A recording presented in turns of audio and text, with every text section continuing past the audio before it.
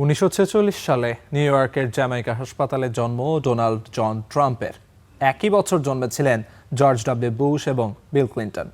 দুই সাবেক প্রেসিডেন্টই এখন অবসর জীবন যাপন করছেন, আর 80-তে এসেও প্রেসিডেন্সি ধরে রেখেছেন ট্রাম্প।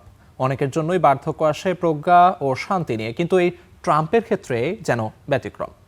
80-তে মার্কিন প্রেসিডেন্ট হিসেবে ঠিক কতটা যোগ্য ট্রাম্প, দেখে নেব প্রতিবেদনে। ট্রাম্পের আগে 80 বছর বয়সে কেবল একজনই প্রেসিডেন্ট ছিলেন, তিনি জো বাইডেন। বাইডেনের বয়স নিয়ে ট্রাম্প তাকে কটাক্ষ করতে ছাড়েননি। ঠিক এই বয়সে অবসর জীবনে গলফ খেলতেন জেরাল্ড ফোর্ড। মানবিক কাজে যুক্ত ছিলেন জিমি কার্টার, আর স্মৃতিকথা লেখায় ব্যস্ত ছিলেন রোনাল্ড রিগান।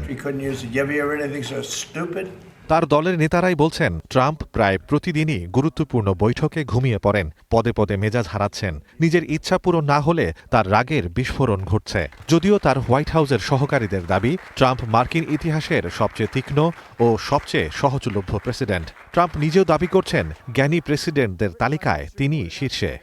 80 বছরের একজন মানুষের মধ্যে বার্ধক্যের লক্ষণ থাকবে, এটাই স্বাভাবিক। বিষয়টি আরও স্বাভাবিক হতো যদি তিনি এটা লুকানোর চেষ্টা না করে স্বীকার করে নিতেন। এটা তার দুর্বলতার লক্ষণ, আর হোয়াইট হাউসও যেভাবে এটা ঢাকার চেষ্টা করছে তা হাস্যকর। ট্রাম্পের বক্তৃতাগুলো এখন আরও বিভ্রান্তিকর। প্রেসিডেন্ট যখন বলেন, আমি আমেরিকানদের আর্থিক অবস্থার কথা ভাবি না, আমি মধ্যবর্তী নির্বাচনের পরোয়া করি না, কিংবা আমি মূল্যস্ফীতি ভালোবাসি, মানুষের বিরক্তির সীমা থাকে না, যেমনটা উঠে এসেছে রয়টার্স আর ইপসোসের জরিপেও।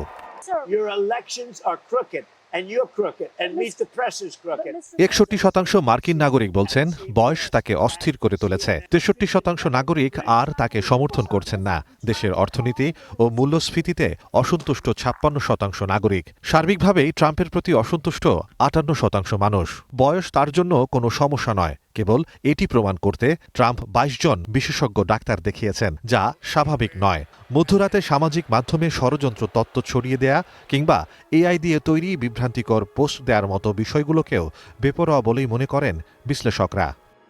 তার সিদ্ধান্তগুলো আরও বেপরোয়া, যুক্তিহীন এবং বাস্তবতা থেকে বিচ্ছিন্ন হয়ে পড়ছে। আগামী 2 বছর আমেরিকা ও বিশ্বকে একটি ভীতিকর পরিস্থিতির মুখোমুখি হতে হবে, কারণ তার হাতে অনেক ক্ষমতা। কিন্তু বাস্তবতার সঙ্গে তার সংযোগ কম, বয়স তাকে আরও বিপজ্জনক করে তুলছে।